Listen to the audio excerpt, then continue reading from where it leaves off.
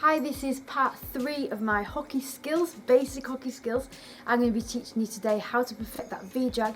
I'm going to be teaching you how to do some more of the dribbling techniques, and we're going to play a little game as well. So let's get warmed up with the dribbling.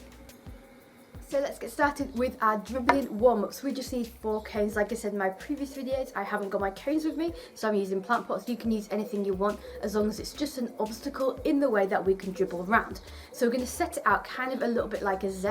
We're going to dribble around the first cone, we're going to go around it, and then we're going to go to the next one, which is kind of opposite, dribble around that, dribble around the next one. As we get to the 4th one, we need to stop there and run back down. We're going to do that around about 10 times, and that's going to get you really warm for the game.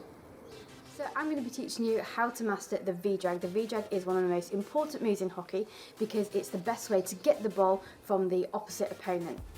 So what we need is we're going to be dribbling the ball around here, and then we're going to stop and using the V-drag to do it. The ball is moved from left to right. You step with your left foot and pull it back to change direction to get away from the attacker.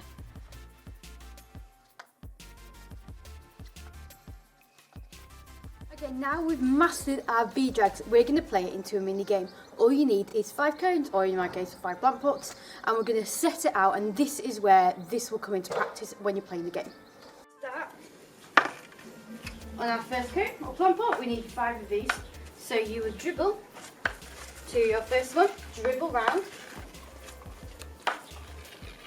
dribble across it, stop. We're going to drag it back. Dribble to the middle, go round, dribble to the top, stop, drag it back, dribble around, and to where you began.